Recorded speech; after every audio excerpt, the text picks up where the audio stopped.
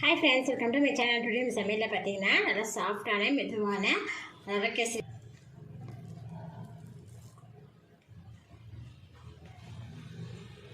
விசேஷ நாட்களில் நம்ம வீட்டில் கெஸ்ட்டெல்லாம் வந்துட்டாங்கன்னா அடிக்கடி நம்ம செய்யக்கூடிய இந்த ரவை கேசரி எப்படி செய்யணும் வாங்க ஃப்ரெண்ட்ஸ் வீடியோவில் போய் பார்க்கலாம். வீடியோக்குள்ளே பார்க்க முடியாது வரைக்கும் நீங்கள் ஆம்னா சேனல் சப்ஸ்கிரைப் பண்ணிக்கலாம். சப்ஸ்கிரைப் பண்ணிக்கோங்க, வீடியோ ஸ்கிப் பண்ணாமல் பாருங்கள். சூடாலுமே இதில் 3 டீஸ்பூன் அளவுக்கு நெய் சேர்த்துக்குங்க.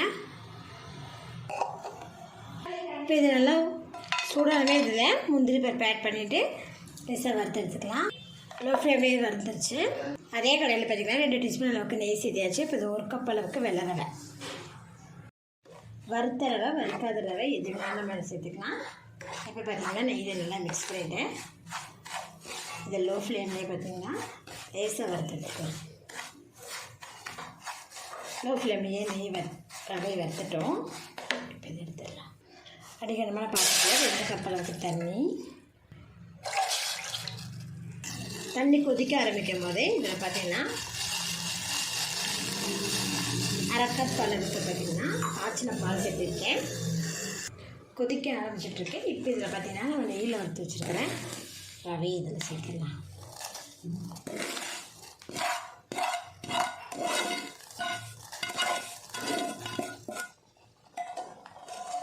இப்போ இது கூட கொஞ்சமாக ஃபுட் கலர் சேர்த்திடுவோம். ஃபுட் கலர் சேர்த்து இதை நல்லா கலந்து விட்டுருங்க. லோ ஃப்ளேம்லேயே பார்த்திங்கன்னா நல்லா கலந்து விட்டுட்டேன். இப்போ இது கூட நம்ம சுகர் ஆட் பண்ணிக்கலாம். 3/4 கப் அளவுக்கு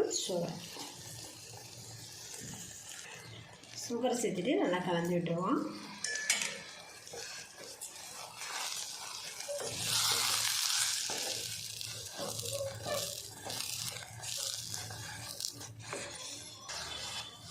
சூடான நெய் இதில் சேர்த்திடுங்க.